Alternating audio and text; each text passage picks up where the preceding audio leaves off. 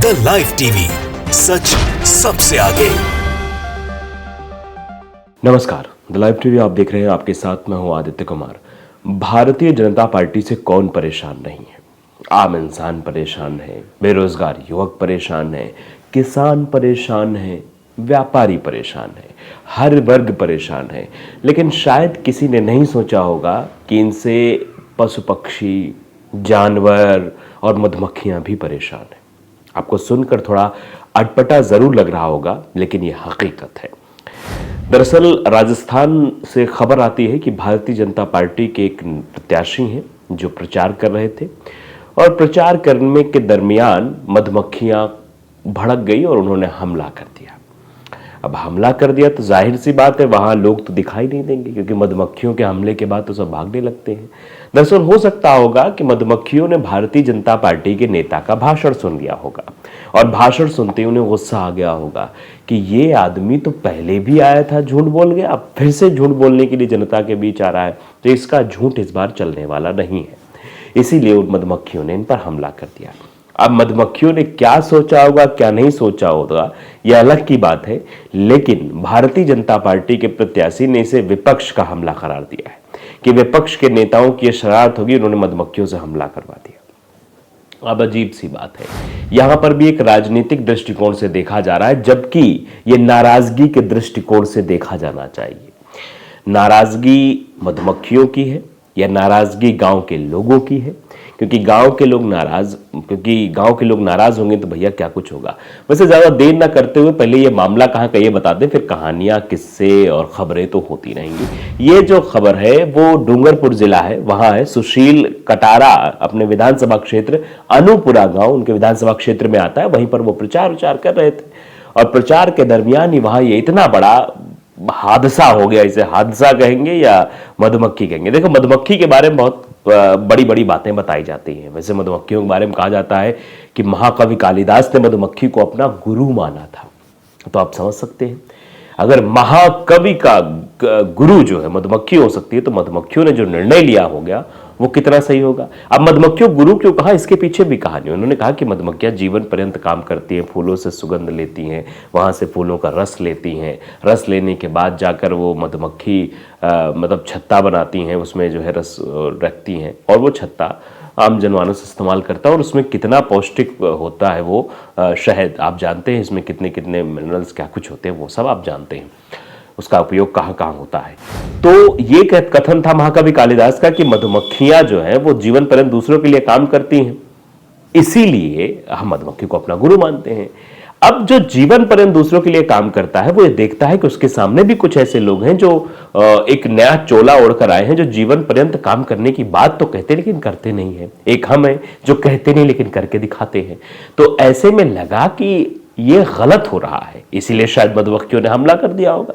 इसीलिए मधुमक्खियों ने कहा होगा कि इनको काटो, यहां से भगाओ, वरना सर्वनाश हो जाएगा।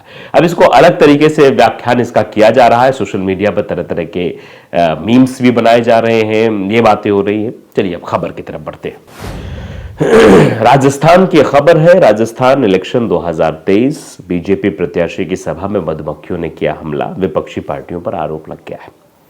तुरंत विपक्षी पार्टियों पर आरोप लग जाता है। आप जानते हैं राजस्थान में बीजेपी के स्टार प्रचारक लगातार चुनाव प्रचार कर रहे हैं। इस बीच बीजेपी प्रत्याशी की सभा में मधुमक्खियों ने हमला बोल दिया, जिसके बाद लोग भागने के लिए मजबूर हो गए। राजस्थान में विधानसभा चुनाव के लिए बहुत कम समय बचा है। 25 नवंबर को मतदान होना है, 3 दिसंबर को नतीजे आ जाएंगे। अब इससे पहले प्रत्याशी ये सोच रहे हैं कि हम जनता तक पहुंच जाएं, अपना चेहरा दिखा दें, एक बार हाथ जोड़ लें, जरूरत पड़े तो पैर भी पड़ लें, कह देंगे देखो मोदी जी कितना अच्छा काम कर रहे हैं, यहाँ बिल्कुल काम ही नहीं हुआ है, यहाँ आप हमारी सरकार बनवाइए, हमको विधायक बनवाइए, हम काम कर देंगे। यही सब लंबी लंबी फेंक रहे होंगे, और फेंकते फेंकते ये बात मधुमक्खियों के कानों तक पहुंच गई होगी। मधुमक्खियों को लगा कि ये तो जो अलग तरीके का फेंकू आ गया है यहाँ, इसीलिए शायद उन्होंने हमला कर दिया होगा। इससे पहले प्रत्याशी लगातार जनसंपर्क करते हुए वोटरों को रिझाने की कोशिश कर रहे हैं, चुनावी लॉलीपॉप भी देने की कोशिश कर रहे हैं। वहीं स्टार प्रचारक भी लगातार सभाएं कर रहे हैं। इसी बीच वांगड़ के डूंगरपुर जिले में बीजेपी प्रत्याशी की प्रचार सभा मधुमक्खियों ने हमला बोल दिया। हालत ये हो गई है कि सभी को वहां से भागना पड़ा। इसके बाद बीजेपी प्रत्याशी ने इस घटनाक्रम का आरोप विपक्षी पार्टियों पर लगाया कि मधुमक्खियों के हमले में उनके काटने से कुछ लोग घायल भी हुए हैं। क्यों नहीं होंगे? जो लोग बेफिजूल लोगों को सुनने के लिए आएंगे उनको तो मधुमक्खियां काटेंगे काटेंगे। ये कहावत आपने सुनी होगी कि गेहूं के साथ घुन भी पीसा जाता है, तो गेहूं के साथ अगर रहेंगे लोग तो पीसना पीसना लाजमी है। ये घटनाक्रम डूंगरपुर जिले की 84 विधानसभा का है, जहां वर्तमान में भारतीय ट्राइबल पार्टी के विधायक राजकुमार रोत हैं, जो अभी भारतीय आदिवासी पार्टी से इसी विधानसभा से प्रत्याशी भी हैं। यहां से बीजेपी के प्रत्याशी सुशील कटारा हैं। सुशील कटारा अपने इस विधानसभा क्षेत्र के अनुपुरा गांव में पेड़ के नीचे एक नुक्कड़ सभा कर रहे थे।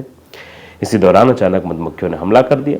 अब नुक्कड़ सभा में मौजूद प्रत्याशी और क्षेत्र के लोगों में से कुछ भागते तो कुछ दरी ओढ़कर अपने आप को बचाने की कोशिश करने लगे थे। कुछ देर अफरा तफरी के बाद मामला शांत हुआ और लोगों ने फिर राहत की सांस ली। घटनाक्रम के बाद में सुशील कटारा ने एक वीडियो जारी किया, जिसमें कहा कि बीजेपी की तरफ से क्षेत्र में लगातार जनसंपर्क किया जा रहा है।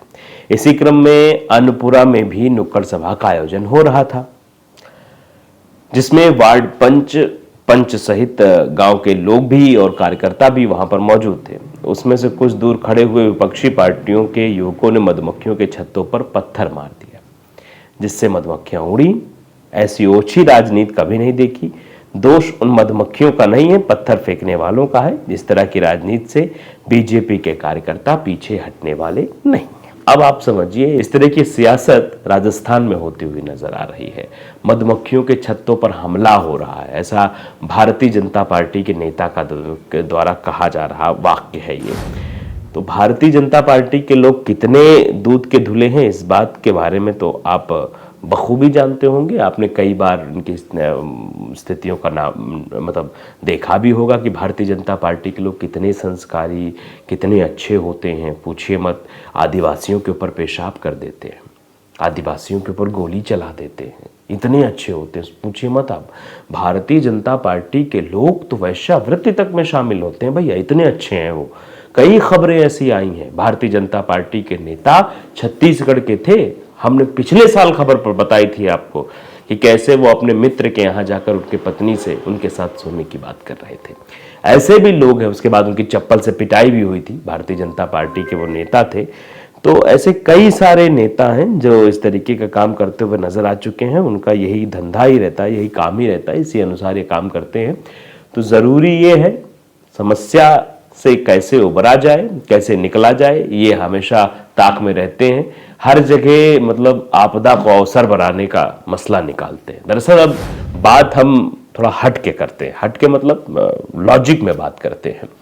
मधुमक्खियों का हमला हो सकता है वहां पर शोरगुल ज्यादा रहा हो, किसी ने सिगरेट पी हो, कुछ भी हुआ हो, वहां पर मधुमक्खियां उड़ी। अब इन्होंने आपदा को अवसर कैसे बनाया? वो एक जनरली है कि आप कहीं पर जाएंगे, मधुमक्खी छत्ता लगा है तो हो सकता है मधुमक्खियां वहां पर अटैक बोल दें, तो उसको पॉलिटिक्स से जोड़कर इन्होंने देख दिया कि वहां विपक्षी दल के लोग कुछ दूरी पर खड़े थे, उन्होंने पत्थर मार दिया। अगर वो पत्थर मारते तो उनके ऊपर भी तो अटैक हो सकता था। जरूरी नहीं कि मधुमक्खियां जब छत्ते पे कोई मारेगा तो उधर ही अटैक करेंगी। तो ये सब एक मनगढ़ंत कहानी बनाई गई। और फिर आप अगर आपके इतने कार्यकर्ता वहां मौजूद थे, किसी ने ऐसा किया तो आप उनको पकड़ लेते, पुलिस के हवाले कर देते। आपने ऐसा भी नहीं किया। तो ये दरअसल दूसरी पार्टियों पर आरोप लगाने के लिए ये मसला तैयार किया गया है। और आप देख रहे हैं भारतीय जनता पार्टी के लोगों के ऊपर अगर मधुमक्खियां हमला कर रही हैं तो फिर जनता क्या कर रही है, ये मध्य प्रदेश में आप देख चुके हैं और फिर राजस्थान से भी निकलकर सामने आ रहा है।